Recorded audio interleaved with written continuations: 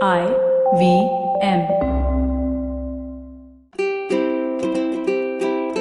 Hello and welcome to the Habit Coach podcast. Today it's the second part of our podcast with Shyamal Vallabhji, and we spoke about balance in the first episode. So if you haven't heard that, please listen to that one.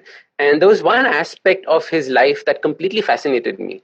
He spent time as a monk in a temple learning about spirituality. And that is something that I wanted to deep dive into because I think spirituality is something that is so important in our lives that we're not spending enough time thinking after or going after or understanding. And I know when I started approaching it, my life started changing. So I'm so curious about how we're going to, or where this conversation is going to go. So, Shamal, welcome onto the podcast. Thank you very much, Ashton. I always love being with you. Spirituality, right? The word is so big, right? Very often people get scared just listening and saying, oh, spirituality. I don't know what it is because it sounds so ambiguous. What is spirituality according to you? So, we get asked this question a lot. And, it was interesting before we even go into what is spirituality. I remember reading this beautiful New York Times article where it said that 3% of people identify themselves as religious. 97% identify themselves as spirituality, as spiritual in some shape and form. And what is it? And for me, it's the cultivation of your higher self, towards your higher self. It's alignment of you with a higher energy out there. So you want to operate at a higher vibrational energy. It's got nothing to do with rituals. It's got nothing to do with regulations. It's got nothing to do with whether you are your faith or what you were born into. It's about the cultivation of your higher self. It's the rising above of the trappings of you to discover who you are. And the process of it is the stilling of the mind. The Buddhists say it very beautifully. You can only see the bottom of a lake if the water is still. You can only see the depths of your consciousness if your mind is still. So spirituality is about stilling that mind to really discover who you truly are. That's what that process is, and that's what spirituality is. Beautiful. So it is an aspect of growth. It's an aspect of raising yourself to another level altogether. Is it a level that if you haven't gone down as a path, you can feel in everyday life? Or is it something that only once you practice, once you develop those skills, can you start experiencing it around you?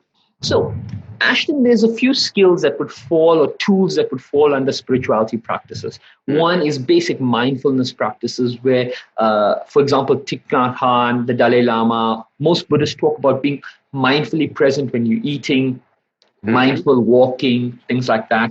There's a whole sect of people that talk about pranayama, which is the art and science of breath work. It's made very popular now by Wim Hof and various breathing techniques, which we can go into. There's a process of chanting. There's also the process of solitude, where you do nothing but just be by yourself and be comfortable by yourself. All of these are really spiritual practices. Sometimes even gratitude journaling is a spiritual practice. Even the practice of talking with compassion and spreading love is a spiritual practice. So all of these are really spiritual practices. Every single one of them will get you to rise a level above.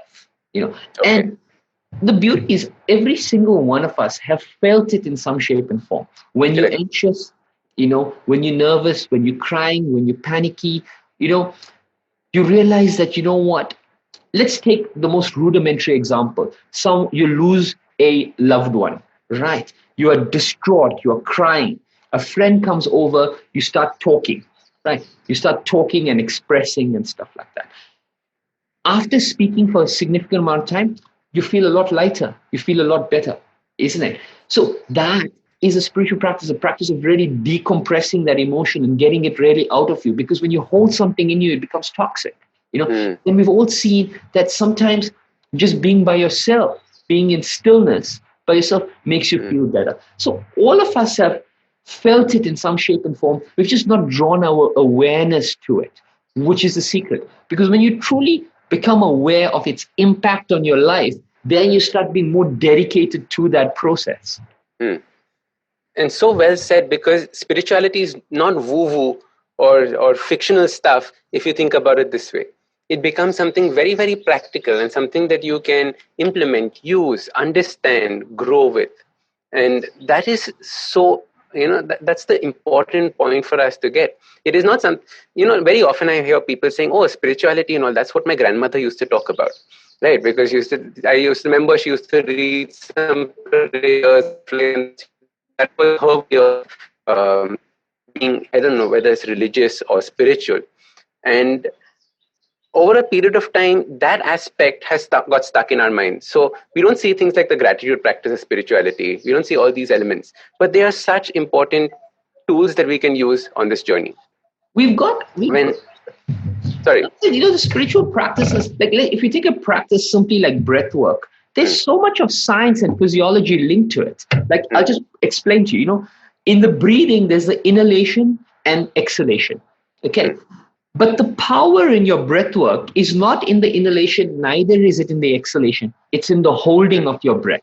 So either holding your breath without oxygen in your lungs or holding your breath with oxygen in that is where the power is. Okay. Yes. Now, just by breathing, by exhaling for longer than you inhale, you stimulate what's called the parasympathetic nervous system. So you completely relax, you decompress, you get rid of cortisol in your body. So for any patient suffering from a mental health disorder, this is the first, most basic skill they should be taught. You know what? How do you reset your mind with your breath? It will take you 2 minutes. For my professional athletes, I do short, vigorous inhalations, because when you inhale for longer than you exhale, you stimulate the sympathetic nervous system, the flight and fight mechanism, which means that the capillaries expand, oxygen's going everywhere, you're getting ready to perform. So when I need someone to be highly alert, even I do this before meetings, that's how you get blood and oxygen. There's science, there's physiology. So we need to bust this myth that spirituality is a science, and there's science to validate what we say. There's science behind that gratitude journaling. There's science behind the compassion, behind the breath work, behind the meditation. When someone is telling you this, they may not understand the science enough to explain it to you, but what they're saying is backed by science in some shape and form. Correct. And there are so many studies coming out of it now, right? There are actual universities doing studies on all these things that are talking about this. Now, when you started down this path, you were a monk in a temple. And how was that journey like? Like, what were tell me some of the stories that happened. Like, what was that journey like?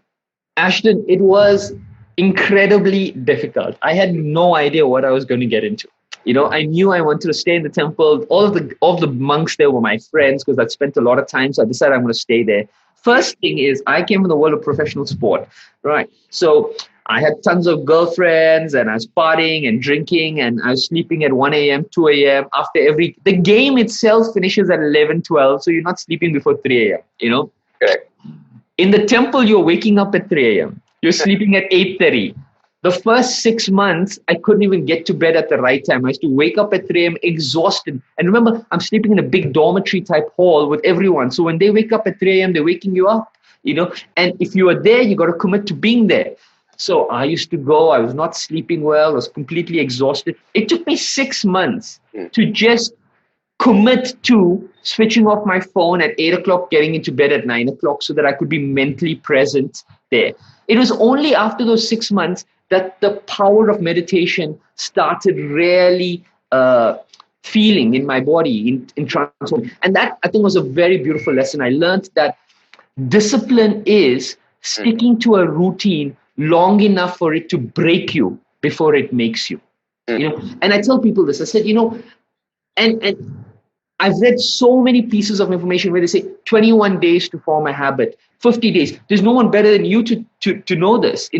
Some people say 100 days. I was like, if you put a number of days to it, your mind will find a way to hack it. Correct. And immediately after those days, the habit is not formed. It's when it's so indefinite that your mind surrenders to this happening every day that it actually becomes a habit. And I learned that. And that's what I teach my athletes. It's like when I tell my athletes, I need you to do this every day. They ask me for how long. I said, I'm not telling you for how long. When I feel that you're ready to stop, we'll stop. But you got to commit to this that is it. So that's the first thing I learned. Discipline is sticking to something long enough. Another beautiful thing in the temple, they encourage you. We only eat 2 meals. So it's the equivalent of intermittent fasting, because you have breakfast at 9 and lunch at 2, and you don't eat anything after till breakfast next. So literally from 3 o'clock to the next day 9, you've had nothing, just water and stuff, right? But they encourage you to eat one of those 2 meals alone. Okay, so they're encouraging you to be comfortable with yourself, be comfortable in solitude. You got to choose it. But more than that, they're also teaching you the art of effective communication. So they're not telling you when to be alone, but you've got to be alone in the day, which means that you have to develop the art and science of telling somebody compassionately that I need this time for myself. So you set your boundaries, your emotional boundaries. So this was it. Then the association of more learned people. That's what spirituality is. They tell you, in the temple, they say, do not smoke, do not drink, do not get illicit sex, do not do drugs. Why are they saying that? Because those are distractions to the spiritual process. Then they say, take the association of people who are more learned. Same thing that we say as coaches. We say, you know what? You are a byproduct of the people around you. You surround with great people, you learn great skills. So these are the tiny lessons, and it's all about repetitively doing it. Even the process of chanting. We chant every day, 16 rounds, we chant minimum. And that process of chanting helps you really develop that compassion. And you got to do it before you go to bed. It's got to be done, whether you like it or not, And it was probably one of the most fascinating journeys for me. So you had the chanting that would take place. You would have the meditation that would take place, right? You had these subtle cues on how to live life in terms of the solitude with your lunch and the negotiation with your friends on how to create your boundaries and the no's. What was your typical day like? You wake up at 3 a.m. Oh, and one more follow-up question, sorry. Sure. What was your typical day like, and what aspects of this day that was there in the temple can we use in our life now? So I would wake up at 3 a.m., get into the temple hall at 3:30 a.m. Meditation would end from 3:30 a.m. to about 7:15 when we began with the morning aarti or deity greetings. Straight after that, we used to go at about 7:30 into Bhagavatam class, a Srimad Bhagavatam class, where we'd have one of these spiritual teachers really break up these verses and explain to us. That would go on for about an hour and a half till 9 o'clock. 9 o'clock, you have breakfast, 9 to 10. After that, you do your daily chores. You clean the temple. If you're cooking lunch. If you're cleaning the altar, if you're preaching, you take a whole stack of books and you go out and you preach, you do whatever. Sometimes if you're going out, you don't come back for lunch. Otherwise, if you're there, you have lunch. I sat between a rock and a hard place because I used to do a lot of preaching. I used to do a lot of studying. But the temple also allowed me to do a little bit of my work with sports. So I was still passively involved with the professional cricket team. I used to travel with the South African Davis Cup team 2 to 3 times a year for a week. So sometimes I would go out to the cricket team, but that never really removed me from my duties in the temple. So when I'd come back at 5, 6, I would finish that. So I'd clean the temple hall, look after everything, clean vegetables. Cleaning vegetables is nothing like what every day we're cooking for 100 people, so there's a massive amount of cleaning and cooking to happen every single day. So I would, in the night, I would probably clean so that the people who are cooking lunch the next day would take care of that. I think what happens in the temple, the thing that we should learn is, one is the 2 most important skills we can all take out from this is accountability and responsibility. Okay. So you have to be accountable for your own journey. Okay. You have to be responsible for your own journey. So when you go into the temple, there are people who were there who would just be there and do nothing. Okay. And their growth journey was a lot slower. And the people who would take a lot of accountability and responsibility for the fact that they are part of a community and contribute towards that community. Accountability and responsibility lay upon a foundation of preparedness, which means that, you need to do the prep work to be able to be accountable and responsible. If you don't do that, then that's not going to happen. Okay? So I think these are two really important lessons that people learn. Firstly, is that, it's your journey. So see yourself as the person responsible for moving this journey and drawing whatever else. As long as you're looking for someone else to teach you something, give you something, right, then your entire growth is a byproduct of the gratitude that someone else shows you.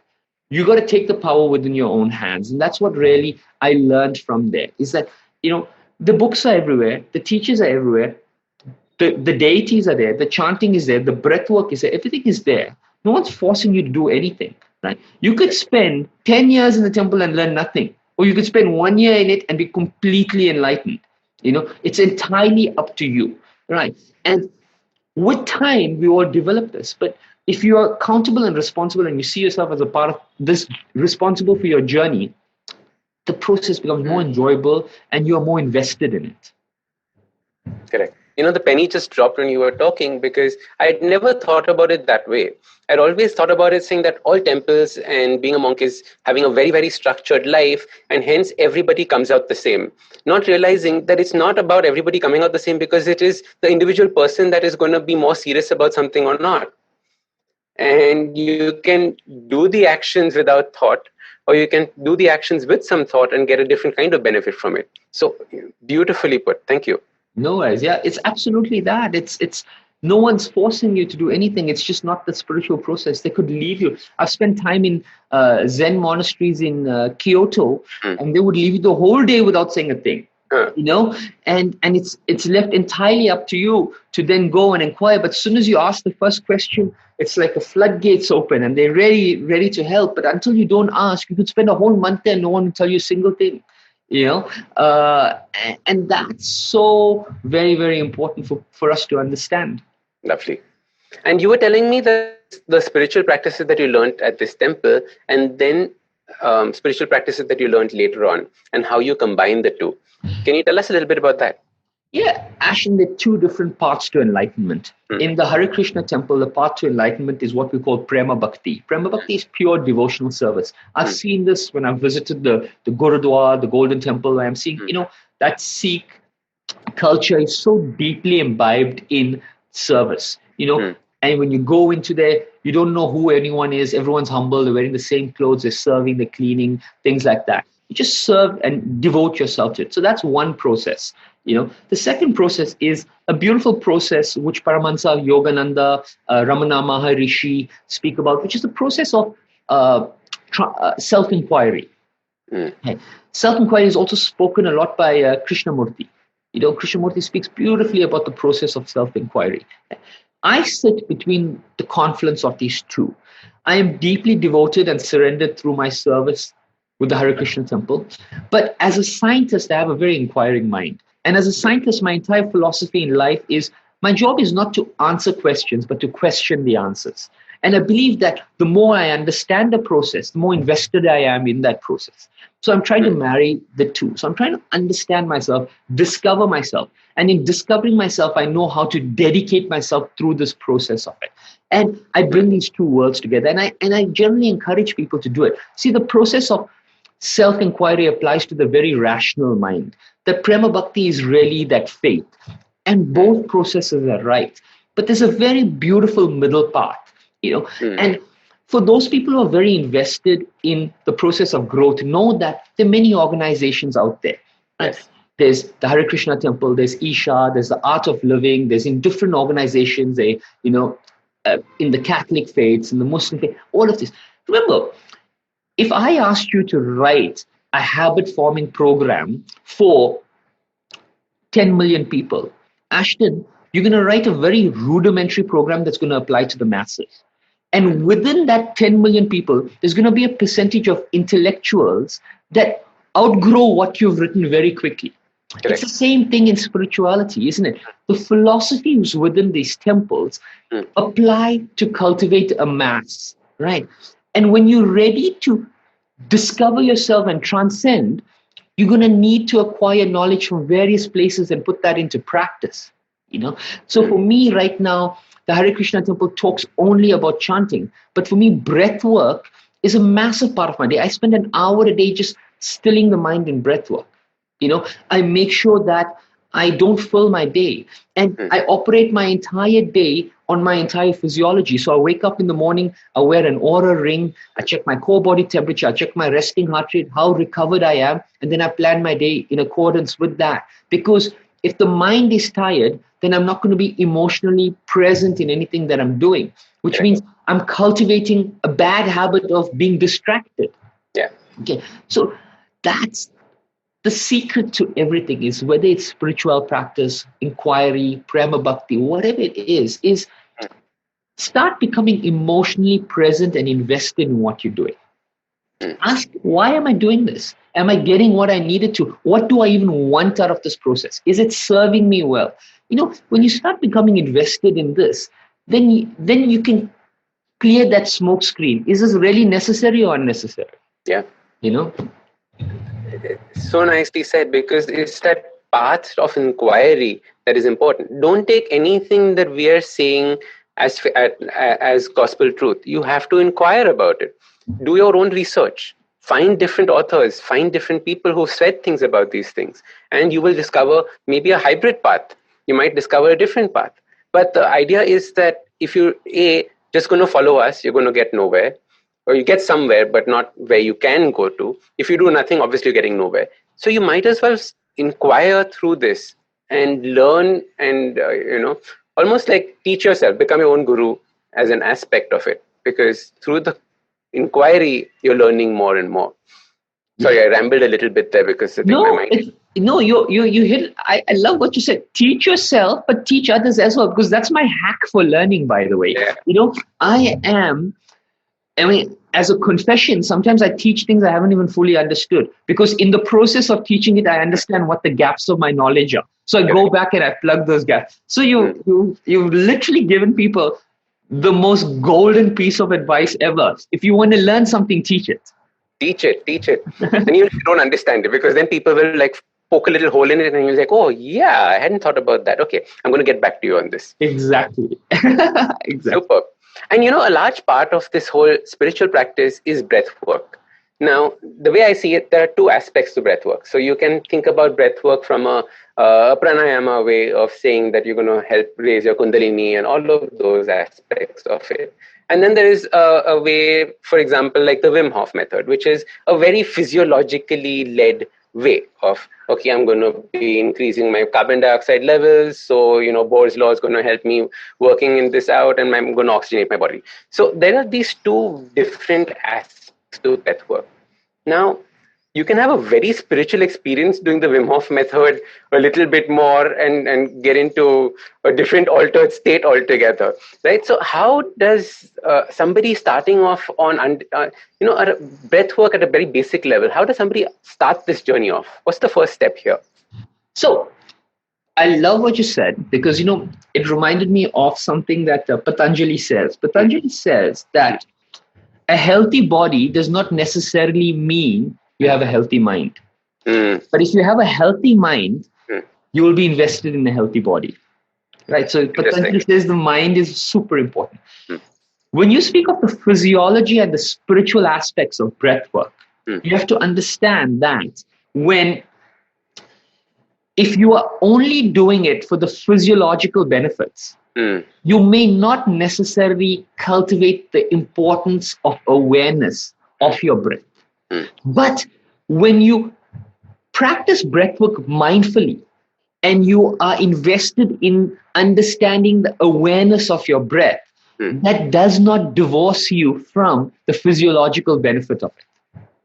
Okay, so for everyone listening, my advice is, you are sitting, you are doing your breathwork. Don't do it distractedly. Do it more mindfully, because whilst cultivating that awareness, you're getting that physiological benefit in any case. Okay? And that is the secret. You see, why did I do breath work, and why do I still get into it? I'm an ultramarathon runner. I love running marathons. Cardiovascularly, I probably have a resting heart rate of about 42 beats per minute. So I don't need the physiological benefit of that. I need the spiritual and the mental benefit of it. Now, what happens, Ashton, is every time you have a thought, right, that origination of the thought is the birthplace of it, of the emotion. Okay. If you're unaware of the birthplace of that emotion or thought, right next to it, a microsecond later, is a reaction to that. Someone gets you upset, you react. Someone gets you happy, you react. When you become spiritually aware, you understand that there is no difference between anger and happiness. Both are as distracting. Okay. Now, what does mindfulness and spirituality do? Is it creates the gap between when an emotional thought is born and when you choose to react to it. You create the pause between, and that pause is an entire world of opportunities. It's the time in which you can perceive the perspectives of these various things. So you're not reacting to everything that's happening around you. You can sit, reflect, and choose how you want to react to your environment. That is the power of breathwork and mindfulness. And what happens is Alan Watts talks about it a lot, about splitting the narrative from the emotion and the narrative. In my book, Breed, Believe, Balance, I talk about the actor and the audience. I said, if you're watching a play, you can feel what that actor is feeling, or you can just watch what that actor is feeling. You have the choice. For the actor, he doesn't have the choice of watching him. He's feeling it only. Correct. Right? But I said, in our life through meditation, you can choose this. You can choose which emotions I want to feel and which emotions I want to watch from a distance. That is the power of mindfulness. You get to interplay between the victim and the player, between the actor and the audience, between understanding the conscious mind and understanding the subconscious mind. When you start discovering all of this, it becomes a beautiful world. It becomes a playground. I was having a discussion with a friend of mine the other day when we were talking about on social media, people are trolling and she's saying it's becoming such a toxic environment and it's really upsetting me. And I was discussing this with her and she was like, why doesn't any of this upset you? And I'm asking this because I was confused after that. And I was like, because, I've worked very hard at not trying to be reactive to things. Obviously, what they're doing is wrong, but it's wrong according to my models. Probably not wrong according to their models. And she's like, but why are you turning into this robot? Because now I just feel that you're not having these kind of emotions and you should be having these kind of feelings. What do you really care about? And that's when it turned into. And I was like, but in my mind, I was thinking afterwards, I was like, I worked really hard to not get reactive to these kind of situations. Where is that line where you stop feeling because you're trying not to be reactive? Do you lose a sense of being human? Or is it something else? No, this is a beautiful question. And I've seen, and I know what you're talking about because I've seen it. It's been quite rampant over the last 2 to 3 weeks on social media. Literally every second or third post, someone's being trolled and someone's commenting and stuff like this. And I tell people, I operate from the same premise that you are. I try not to be reactive to this.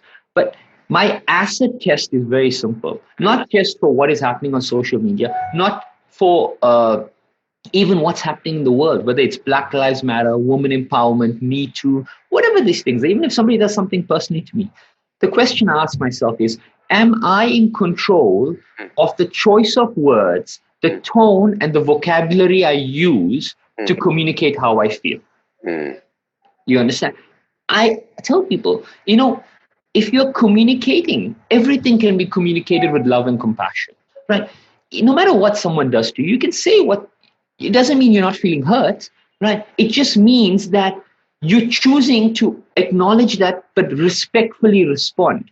When you're responding with anger, when you're responding with hatred, when you're responding with discontentment, then you have a lot of work to do. That person, I'm not saying that person's right. I'm not saying that person's wrong, but I'm saying that person is a distraction to the growth that you need to do.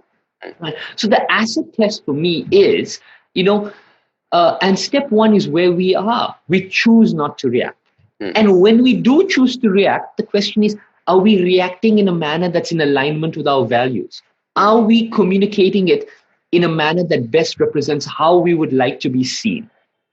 Right? That is the secret. And if you can't be distant, and if you cannot communicate in a manner that respects and values who you are, then we need to turn the lens inward.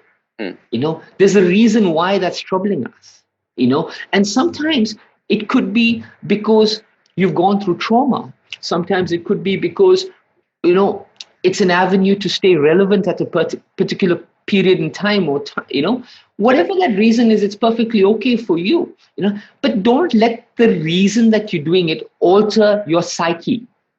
Yeah. And alter who you are as a person. This is my take on it, and I've seen a lot of it, and right now I just watch from a distance. Yeah, because when you think of an opinion, like I was telling her that, imagine the amount of hurt that person must have gone through in order to say something like that.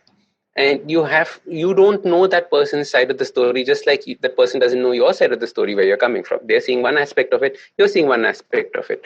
How can you pass a judgment on either of those things? Yeah. And it is unfair to pass this judgment, especially like with the amount that we would have probably introspected on a topic like this. So I think it's very interesting, that stimulus, that response, and you have that ability, like you said, of increasing that gap between the stimulus and response to measure it and see how you choose to respond to that situation. In what you said just triggered off a thought. I think in one of my chapters, maybe in chapter 7 or something, when I talk about communication, I talk about the paradox of life. And I asked people, I said, we've all had a friend that we've probably upset in life, right? And that person has stopped talking to us. You've texted, you've sent emails, you've messaged, and the person's completely ignored you. And I ask you for one moment, if you had just 10 minutes to speak to that person in person without them responding, to you to just present your case and your rationale, right? How many of you feel that you could heal that relationship? And the answer is surprisingly high. Many people feel that just 10 minutes of undisturbed time would heal that relationship. And then I ask them, so is there someone that you are upset with that's been reaching out to you and you've been ignoring their messages? And yes, of course, there have been people like this that you've completely discarded and blocked them out. I said, the paradox of life is that we do not give people the benefit of the doubt that we wish we had. And I wish we could apply that paradox of life lens into these social media situations. Right? Yes, the person's made a mistake. Have we made every attempt to heal that situation in an empathetic manner, to teach them a lesson in an empathetic manner, as opposed to humiliate them publicly? I don't know whether they deserve it. I'm not saying what is right, what is wrong, but I'm saying that I like to believe that at the core, every human being has goodness. And at the core, everyone would like to give someone a second chance. If I made a mistake, I would folded hands, I would pray that whoever I hurt did give me the benefit of the doubt to allow me to heal that situation in my time, in my space, privately. Correct. Because the ramifications of dealing with it publicly are so much more traumatic. And that's the question I keep asking. And in saying this, I hope I don't offend anyone by saying, by them thinking that people are being disrespectful. I understand many people's language, what they're doing is utterly disrespectful. Correct. I always default to, am I reacting in a manner that is in alignment with who I want to be? That is spirituality. That's where this conversation starts. That is spirituality. Spirituality is about behaving and acting in a manner that resonates with your higher self. Absolutely. And I was wondering if we were going off on a tangent in this conversation. And I was like, no, this is actually what spirituality does. It allows you to think about things in a different perspective. It, like you said, it increases your vibrational level. And when you're vibrating at a different level, you can have different thoughts. You can hold two ideas in the same thing, same place, without judging either of them. That is one beautiful aspect of spirituality. Absolutely. Superb.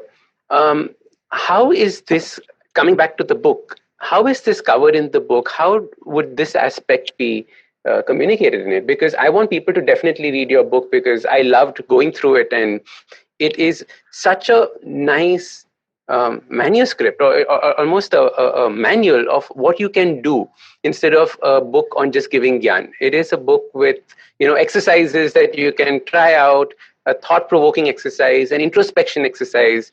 And very often we don't know where to start with these introspection moments. We'll sit with paper and pen like, now what do I think of? Yeah. And because you don't have somebody to ask us the right questions, we don't necessarily go into the right directions. Yeah. So I'm so happy that I put down those questions in this book. So, Ashton, that was the purpose. The purpose was, this book is really, it's a lot of blend of spirituality, science, but it's a lot of my own personal journey and how I healed from a lot of the pain that I was dealing with.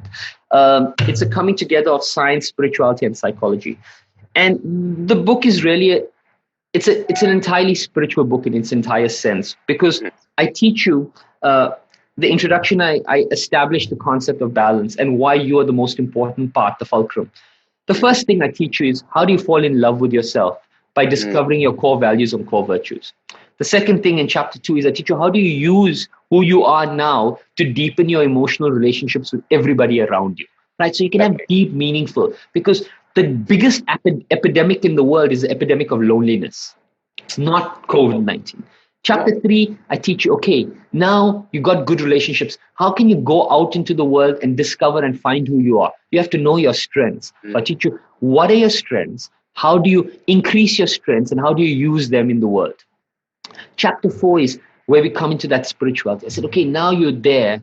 Now, how do you cultivate that perspective? How do you use mindfulness to distance from the things that are happening around you? Because the truth is that for every one person who supports you, there's going to be one person who's against you.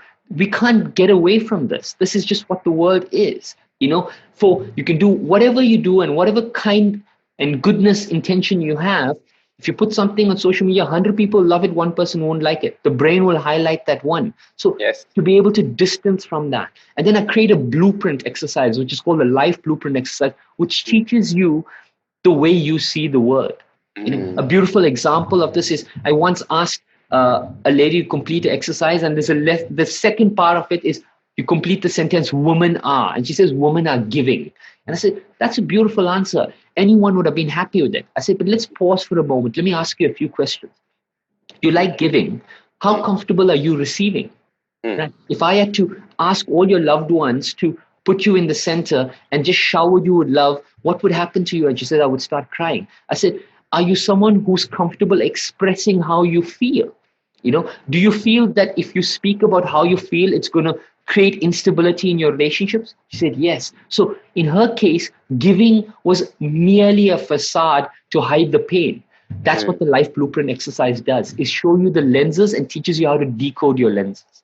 Chapter 5 is subconscious programs. So we have programs that have been instilled in our early childhood, in the first 10 years of our life, that sabotage everything. The conscious and the subconscious mind have an interplay between each other. For example, another beautiful example is I was doing a healing circle in Goa, and I keep talking about speaking of love and compassion. And this lady says, I've been in 4 long-term relationships where I've been betrayed 4 times, right? How can you ask me to be loving and compassionate? I said, you're asking the wrong question. It's not how can I ask you to be loving and compassionate. The question is, what makes me choose people who betray me? Right? That is subconscious programming, because subconsciously, the behavior patterns of a person who betrays you is so familiar to you that you draw comfort from it. When someone came there and treats you like an absolute princess, that's so alien to you, you don't trust it. So subconscious programs, I show this to you and I teach you how to make what is unfamiliar familiar so that you can manifest what you want to in your life. Chapter 6, and work with it so that your environment is in alignment with your goals. Chapter 7 is meaningful communication. How do we communicate in a manner that turns points of conflict to points of growth? How do we understand the paradox of life and grow from every area of conflict? One simple thing that I tell them, I said, my number one rule for relationships is, I tell people, you're allowed to fight as much as you want to. You're not allowed to scream. I don't allow screaming. I said, you're allowed to fight. You fight in a manner and a tone that's respectful, right? Because nothing erodes the dignity of a relationship than screaming. How did I come to this? I came to this because I realized that when people retrospect and reflect on past relationships, the thing that's most upsetting, the thing that no one can get away from, is not the thing that someone did wrong. It's the manner in which the person spoke to you when you were trying to sort out that conflict.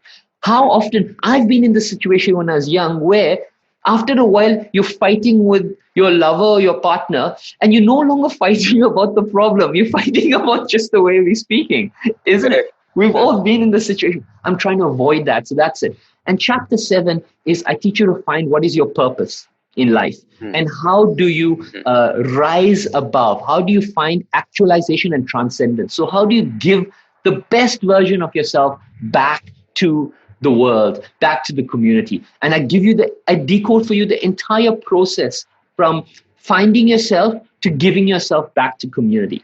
And then in the conclusion, I explain why balance is important. And this is a really interesting thing. My definition of balance is, I tell people, I spent my entire life living at the extremities of life. I work with terminally ill patients. I work with high performance athletes. I run ultra marathons. When I needed to heal myself, I moved into a temple. Nothing in my life sat. I could have gone for therapy. I didn't, And I said, how am I invested in talking about balance? Because I realized something, that if you're sitting at the extremities of life, your ego is deeply impacted, right? If you're the number one in the world, right, you have that identity of being number one. You're always trying to maintain it. There's a pressure of it. If you are dead last and you're nobody, you have the pressure of fitting in. You have that mental anxiety that I don't belong here. The anxiety and the trappings of your ego are so magnanimous at the ends. In the middle is contentment. When you're sitting in the middle, I'm not so bad, I'm not so good, I'm quite happy where I am. The secret is to be happy there. In the middle, the ego is zero. No one will come to you and say, you know what, will boast about being in the middle of the pack. In the middle of the pack, you're just there and you're quite content. When the ego is zero, you give yourself a chance to rise above to your higher self. Ego is what prevents the rising of your consciousness. So the ego has to come to zero for the consciousness to rise. And that happens at that fulcrum, at that middle point of balance. This is why I decode everything for them. So this is the book in 2 minutes. Speechless, because you've discovered everything that I was reading through the book. Absolutely brilliant. And I think everyone must pick up a copy. Do read it. It's coming out when? August. 3rd of August, yeah. But you can pre-order now, yeah. How would someone pre-order? The links on Amazon and on Flipkart, you can pre-order, and all online versions. So iBook, Barnes & Nobles, Kindle, everything, it's available. Okay. And I think they'll start shipping in the next 7 to 10 days. So yeah, you'll get it soon. Beautiful. So everyone keeps asking me, give us book recommendations. Guys, this is definitely a book recommendation. I've already gone through it. I've gone through half, I must admit. And it has been very, very interesting, especially with those exercises. Superb, Shyamal. Thank you so much for being on the podcast. I'm so happy that you joined us in this.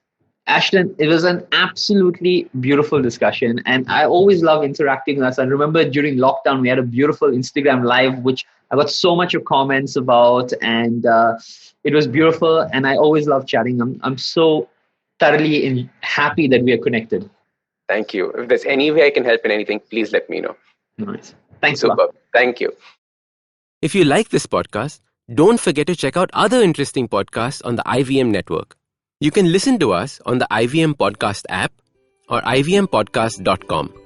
You can also follow us on social media. We are at IVM Podcasts on Twitter and Instagram. If you want to reach out to me, I am Ashdin Doc on Twitter and Instagram. You can find lots more information on my website, awesome180.com.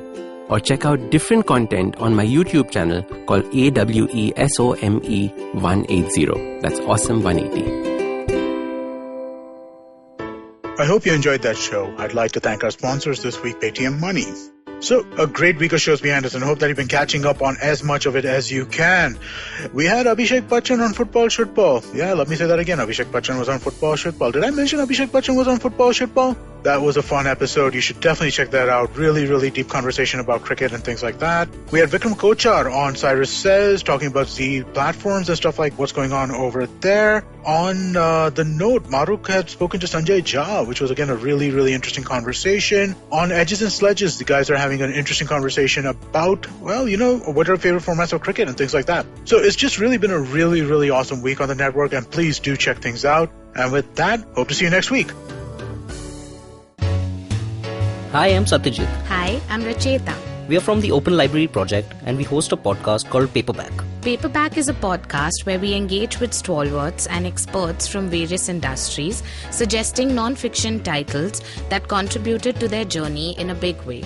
We've had guests like Anjali Raina, Dr. Marcus Rani, Dr. Swati Lodha, Ambi Parmeswaran, Apurva Damani, and many more on our show Paperback. Find new episodes every Wednesday on IVM Podcast app, website, or wherever you listen to podcasts.